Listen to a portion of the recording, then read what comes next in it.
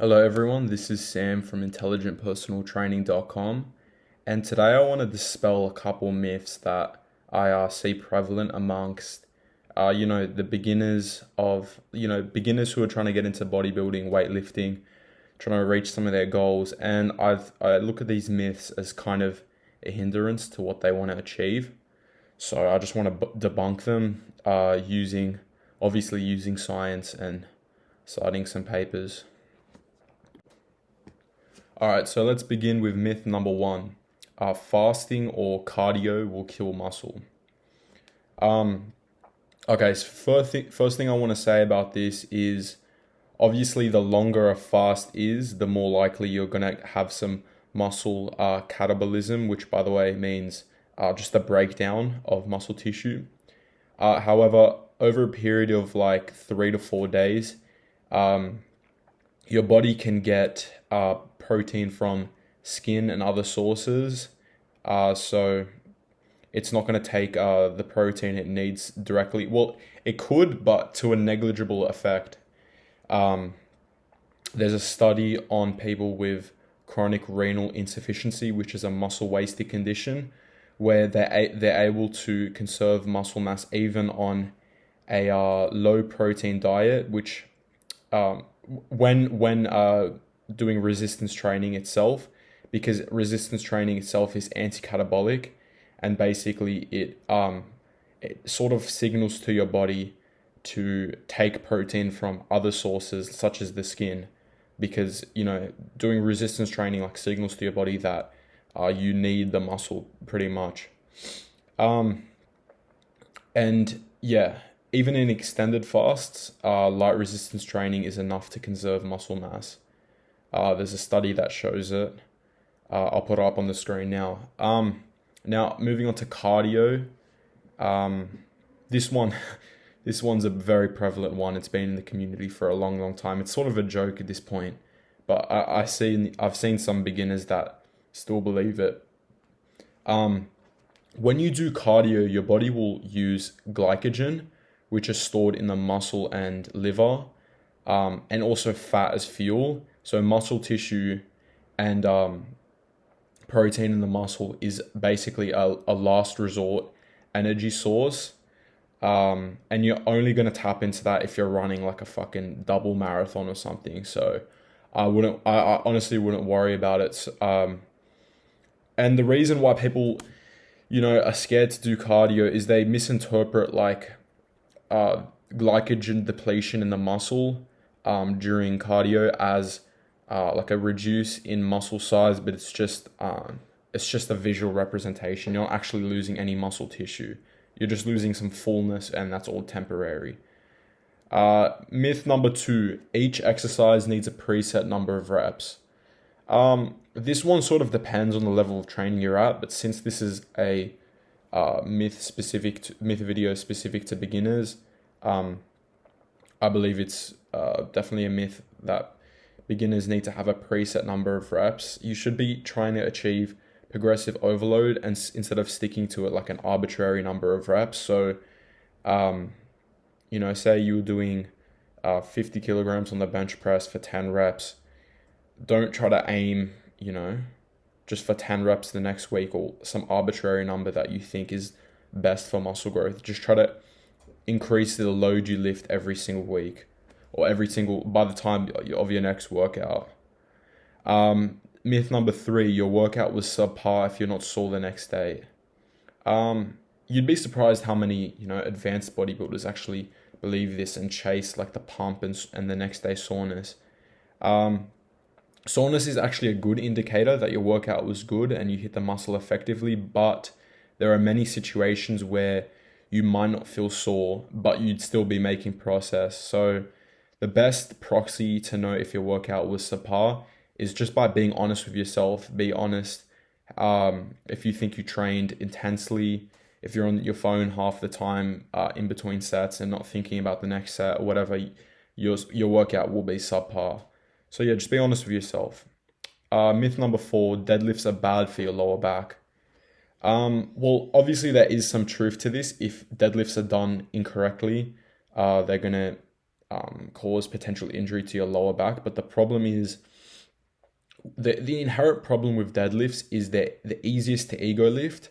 They're the easiest to add extra load if you just simply cheat on your form. But there's nothing inherently wrong with the movement when done correctly. There's actually studies that show deadlifts when done correctly and with a reasonable amount of weight can actually strengthen your lower back muscles, which will in turn decrease your lower back pain. Myth number 5, high volume programs are better than low volume programs, or low volume programs are higher than high volume programs. So this myth goes either way, with people, constantly debating which is better, low or high. I think it misses the fundamental, it misses a fundamental understanding that everyone has a different body and genetics.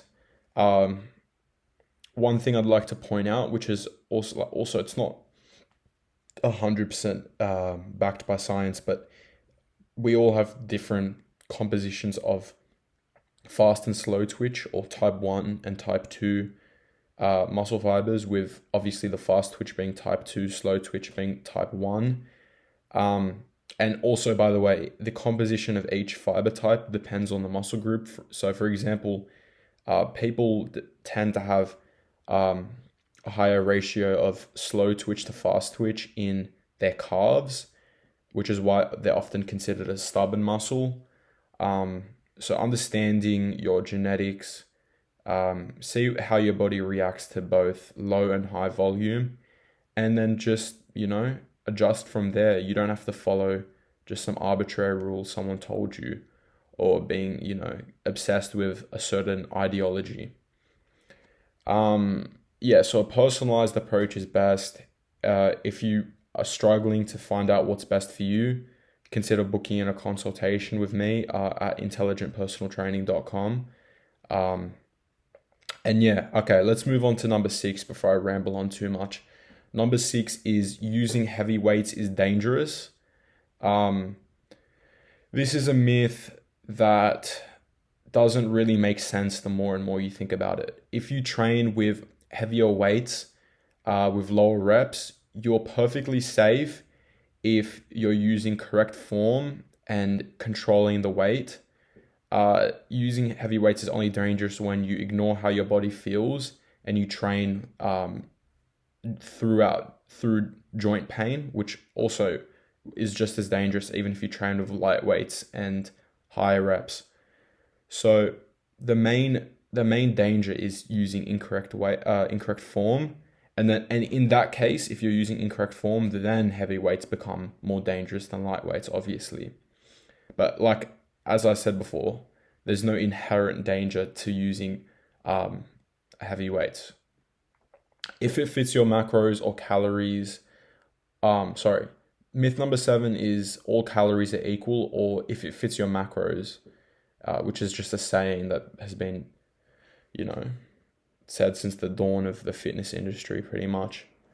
So by the way, calories in, calories out is definitely an accurate statement, and it's been proved many, many times. You're not going to be able to muster up some energy that you don't have. However, there are complexities that make accurate tracking of calories difficult, and this is why I don't think you should just backfill calories in with whatever you want if you have some left in the day, or whatever the case might be. Number 1, protein consumption has a higher thermic effect than other macronutrients, which means your body burns more calories digesting it. So it's hard to track the calories burnt from digestion, which is why I think you should stick to healthier choices when you can, instead of just filling in your calories if it fits your macros. Zinc raises IGF-1 levels, which is important it's an important signaling pathway for muscle growth. Iron and vitamin D are better for insulin sensitivity, which, by the way, is very important for when you're in a bulking phase. You want to be nice and insulin sensitive, so your body knows where to put the extra stored calories. If you have insulin resistance in your muscles, you're more likely to store the surplus of calories in fat cells. Also, there are some non-caloric foods such as coffee and green tea, which themselves can influence metabolism, increasing it. So, yeah, this is just the skimming of the surface, but not all calories are equal, and I don't think you should just blindly follow if it fits your macros. Okay, myth number myth number 8. It's quite similar actually to myth number 4. Squats are bad for your knees. Same sort of thing. It's not the movement that's inherently dangerous. It's when it's done with incorrect form. And the issue of squats are they're very easy to do with incorrect form. So you might want to consider booking a consultation with me. I'll guide you through how to do them safely and properly. There's actually studies that show squats done correctly will strengthen the knee joint and the surrounding muscles. Many people actually speculate that deep squats, squats that go below 90 degrees, are harmful for the knee. But there's actually a study that shows the exact opposite. Myth number 9, stretching before resistance training prevents injuries. Static stretching is where you hold a muscle in a lengthened position for an extended period of time. The problem with static stretching is it doesn't prepare your muscles for heavy lifting. There's a good study that proves this. I'll put it up on the screen now. In my opinion, a better method to prevent injuries is by starting very light with what exercise you're planning on doing. This will put a small amount of tension on your muscle and prepare you for whatever lift you're planning on doing. Almost every experienced bodybuilder will attest for this. I've seen many of them talk about this in interviews. The days where they got injured are almost exclusively days where they skipped warm-ups. So yeah, never skip a warm-up. Just don't do static stretches. Start off light with whatever movement you're planning on doing first. And just be smart about it. Listen to how your body feels. Myth number 10, shocking the muscle. So this is one that got famous from Arnold's very popular YouTube video on, I think it's uploaded by bodybuilding.com. The problem with shocking the muscle is your muscle doesn't have a mind of its own. It doesn't understand what exercise you're doing. It only can feel the load you place on it. Like your muscle doesn't have a brain where it can perceive what the movement is. All it knows is the tension that's placed on it. You don't need to shock the muscle. You need to focus on progressive overload. Variety is good, but spontaneous change, when you're in a groove and you're progressive every single week, that will only serve to halt your process. So yeah.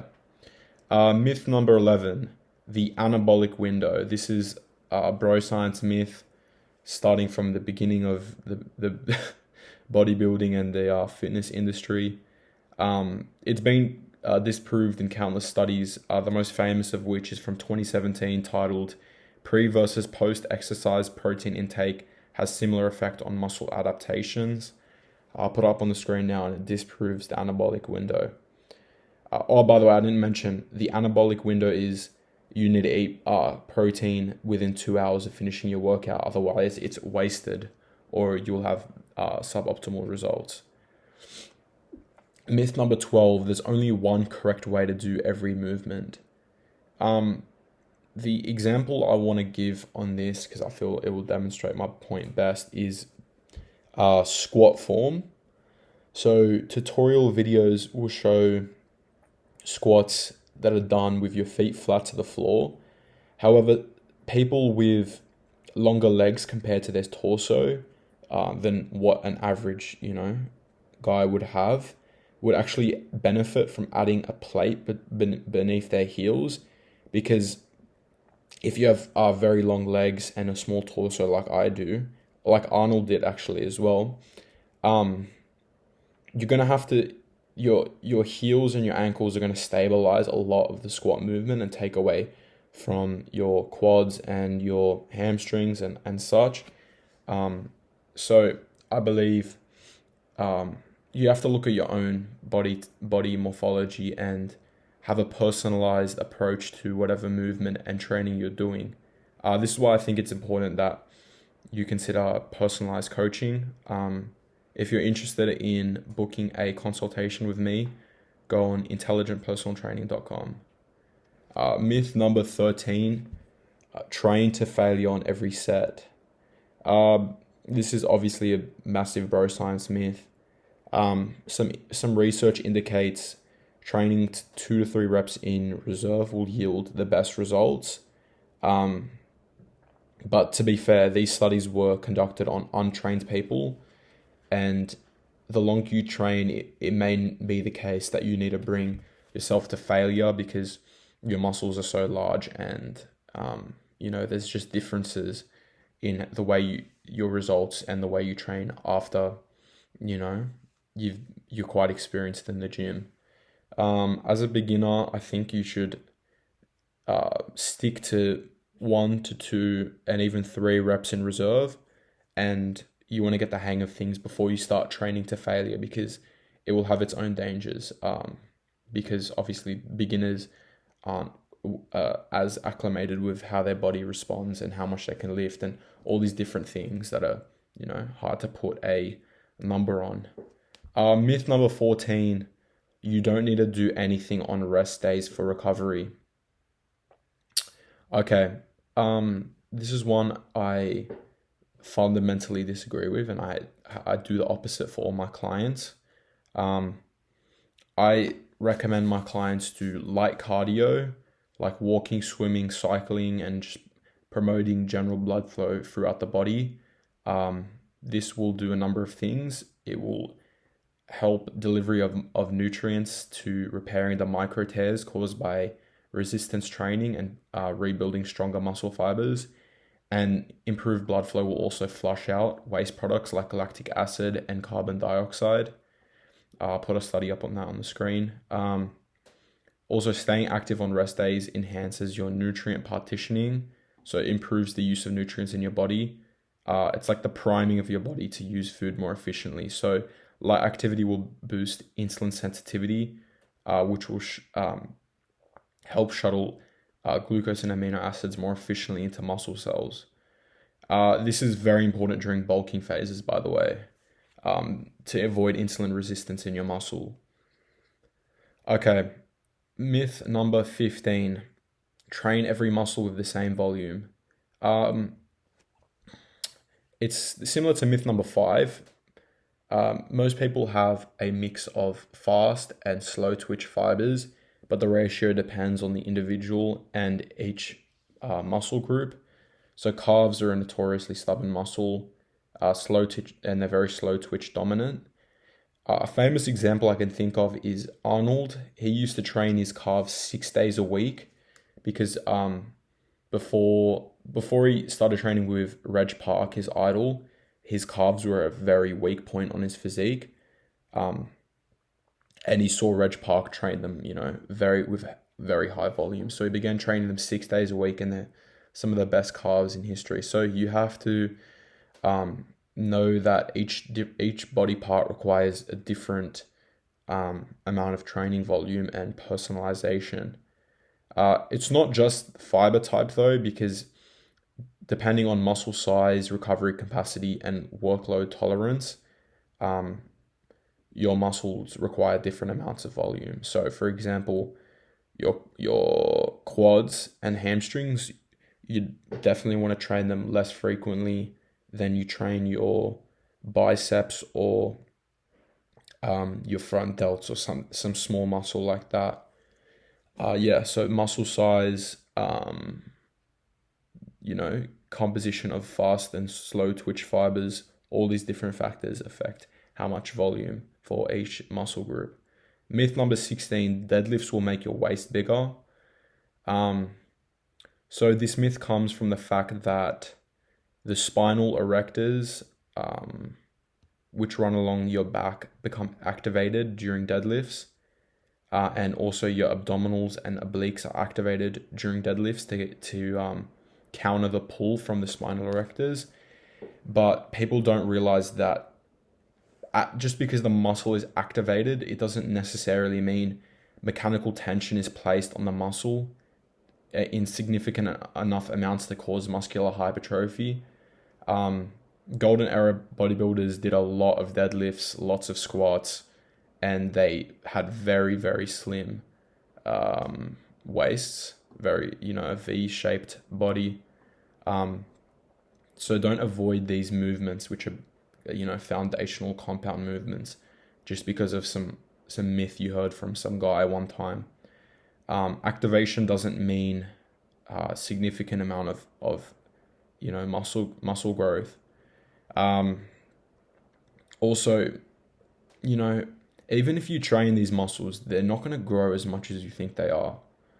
Like, it's very hard to say for sure, but I've many years of experience coaching this stuff, and I can say with certainty that doing deadlifts and squats will only enhance your physique. It won't take away from your physique, and it won't significantly affect your V-taper. Myth number 17 is the infamous rep list, which is you train 1 to 5 for strength, 6 to 12 for muscle, and over 12 for endurance. This is just stupid in my opinion. So it's kind of true, 1 to 5 for strength. Strength athletes will, without a doubt, will benefit a lot from sticking between 5 or less reps. But there's been studies that show 5 to 30 reps recruit the same amount of biomarkers of muscle growth. There are some nuances to this though. So 5 to 10 reps is great for those with faster twitch fibers. 1 to 5 is good for power builders or power lifters. 10 to 12 is good for the general population for hypertrophy. I'd say 5 to 30 is what's shown in the studies, but I'd say 8 to 25 is, the optimal hypertrophy range for the general population. 20 to 30 reps is good for people with slow twitch fibers and looking for joint-friendly training. This also depends on your goals and your genetics, and I really think you should, have a personalized approach to this. Book in a consultation and see what's best for you. Myth number 18 and 19 are pretty similar, so I grouped them together. It's heavy weights and low reps equals bulky, and light weights and high reps equals toned. So people refer to bulky and toned as opposing appearances of the muscle, but both of them just refer to how well the muscle is defined. So if striations and vascularity are visible. But the rep range you choose has no effect on muscle definition. Muscle definition is influenced by 3 factors. The amount of subcutaneous fat covering it, which obviously will be reduced by manipulating body fat and estrogen levels. So often before photo shoots and stuff, these fake natties and fitness models will take aromatase inhibitors to get that really peeled, striated, defined muscle look that you can achieve. You'd have to go really low down in your body fat levels to achieve without an aromatase inhibitor. Also, muscle definition is dependent on the size of the muscle, and also fluid retention is another one. I'm not going to get too much into this to get out of track, but yeah, estrogen, body fat, electrolyte manipulation, all these different things will affect how good your muscle definition is. So rep ranges for muscle definition is nonsensical in my opinion. Well, it's not my opinion, it's almost certainly a fact. I think any bodybuilding coach like myself can attest to that. Myth number 20 is fat or carbs are inherently bad for you. This is a myth that I'm sure most of you believed at some stage and probably don't believe anymore, because there's incredible amounts of contradictory evidence. This myth oversimplifies how nutrition actually works because both macronutrients are essential for your body to function optimally, and villainizing either will just miss the big picture. Carbs aren't bad in themselves, but refined carbs leading to high spikes in blood glucose will cause insulin resistance when eaten in excess. And carbs are calorie dense, so there's 9 calories per gram of carbs and 4 calories per gram for protein.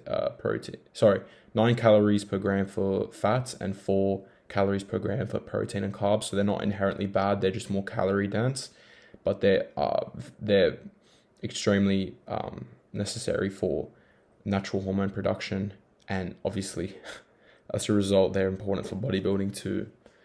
Also, your brain function, very important. Myth 21, soy products cause an estrogen increase. So in 2021, researchers conducted a meta-analysis on whether soy products or dietary soy will result in increases on estrogen or lowering of testosterone in men, which are, by the way, mutually exclusive because testosterone converts to estrogen by the aromatase enzyme. So I think the theory on how dietary soy lowered test and increased estrogen was by increasing gene expression of aromatase, but to be honest, I'm not actually sure if there was any evidence, but I don't think there was any theory on how soy products increase estrogen. I just think it was just a statement, because there was like 1 or 2 studies that showed that there was the presence of these xeno or phytoestrogens in certain products. But this meta-analysis disproved it. By the way, a meta-analysis is the highest source of scientific evidence you can look at. So it ranks at the top of the scientific hierarchy of evidence. So these are the type of research you want to prioritize when you're trying to find out something. The researchers concluded there was no significant effect of soy protein or isoflavone intake on any of the outcomes measured, which were free total testosterone and estrogen levels, estradiol and estrone, E1 and E2, and all other evidence that showed an increase in estrogen were case reports and low-quality scientific studies. So as I said before, it's important you look at the scientific hierarchy of evidence. Myth 22, vegan and vegetarian diets stunt muscle growth. Vegan and vegetarian diets, look, there's quite a few bodybuilders that have made it to the peak of the sport. I don't think there's any, Mr. Olympia winners that are vegans or vegetarians, and that tells you what you want to know. So that it's challenging for muscle growth because of low bioavailability of the protein sources, but there are studies that show no significant differences in muscle growth between these diets and omnivorous ones when total protein intake and amino acid profiles are matched. So don't be sensationalist about it. If all factors are kept the same, amino acid and total protein intake, it doesn't really matter what the source is. Like if you have the same nutrients, it's the same nutrients, the same amino acids, It doesn't matter where it actually comes from. The problem is you have to eat. You have to be a lot more intelligent about it if you're a vegan or a vegetarian, because these protein sources have lower bioavailability. So yeah, it's definitely a myth that it will stunt muscle growth, but there are some nuances to it, and you just have to be careful if you're considering doing it. Myth 23, if you eat more than 30 grams of protein in a meal, your body can't absorb it. This is actually one I subscribed to when I first started training. I was absolutely convinced this was a fact because people just considered it like to be a truth. They never questioned it. I used to genuinely believe if I had a meal of 40 grams of protein, it was just a waste of time pretty much. There was a review paper on this subject titled "How Much Protein Can the Body Use in a Single Meal for Muscle Building? Implications for Daily Protein Distribution."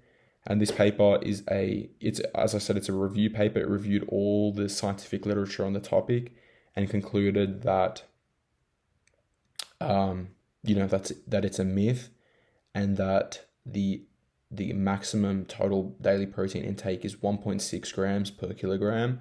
So that's 160 grams per meal for an 100 kilogram person. So that's 5 times what the myth states, 30 to 160. Yeah, so it's not even close when you actually look at the scientific evidence. Even this conclusion, the researchers acknowledged it wasn't ironclad, and they actually speculated they believed even more grams of protein per meal can be properly absorbed. But this was just what their research showed them. Myth 24, lifting weights will stunt your growth. This was disproved back in a 2006 review article titled "Weight Training in Youth, Growth, Maturation and Safety, an Evidence-Based Review." It reviewed all the evidence on this topic and concluded that resistance training did not impact growth and maturation in prepubescent and early pubescent youth. The only nuance to this is if you got injured from heavy maximal lifting. And the last myth is one of the stupidest ones, is you train like X bodybuilder to look like X bodybuilder. So, you train like Tom Platz to get Tom Platz's legs, or this and that. This myth, it's been run into the ground. People think, oh, if I just train like him, I'll begin to look like him, but you're not him. You have a different genetic makeup to him. Your body requires different things to whoever you're looking up to. This approach to training fails to consider a large number of factors. Number one, everyone has different muscle insertions. Number two, we all have different body fat distributions. Number three, we have different fiber types and ratios per muscle group. Even growth pathways such as mTOR. There's plenty I could point out, but there's no point getting into the weeds of it. Like, I'm sure you can all understand that different genetics dictate how your body reacts to training, and you need to personalize the way you train if you're trying to become, a professional bodybuilder. Away from the science, just in general, trying to look like someone else is a fool's errand. I don't understand the logic of it. Don't think you should do it. Anyways, that's all for today. I hope it was educational and informative, and you got something from it. And I hope I've helped with your fitness journey. So all the best with everything, and I'll see you in the next video.